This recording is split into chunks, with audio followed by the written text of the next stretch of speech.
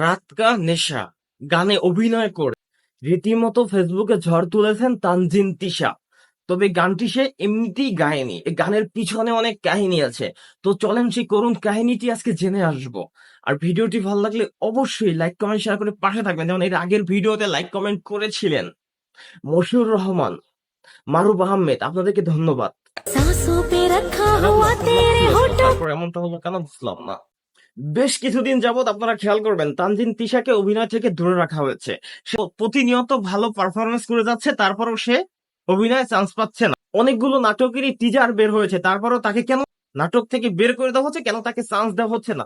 তো এইসব বিষয় নিয়ে যদি আজকে আলোচনা করি, তাহলে দিকটা হয়তো অনেক খারাপ দিকে চলে যাবে। কারণ যেটা আমরা জানতে পারলাম, যেটা আমরা শুনতে পারলাম, তানজিন তিশার চারদিক থেকে কিন্তু সে ফিট আছে।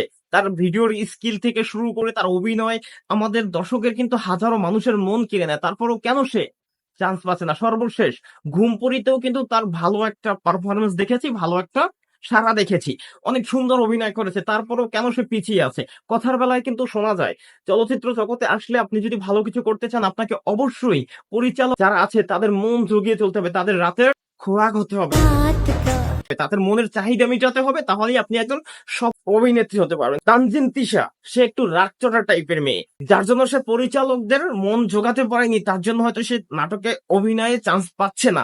আপনাদের মতামত কি অবশ্যই কমেন্ট বক্সে জানাবেন। আমি কিন্তু তানজিন তিশার একজন বড় ফ্যান হিসাবে তার পারফরমেন্স দেখে আমি ব্যক্তিগতভাবে একটা কথাই বলতে চাই, সে কিন্তু ভবিষ্যতে সিনেমা ইন্ডাস্ট্রিতে ভালো কিছু করবে।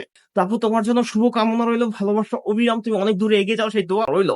সেই প্রত্যাশা নিয়েই আজকে ভিডিওটা এখানে শেষ করছি। ভিডিওটি ভালো লাগলে অবশ্যই লাইক কমেন্ট শেয়ার করে পাশে থাকবেন। সব ভালো থাকুন, সুস্থ থাকুন। আসসালামু আলাইকুম, আল্লাহ হাফেজ।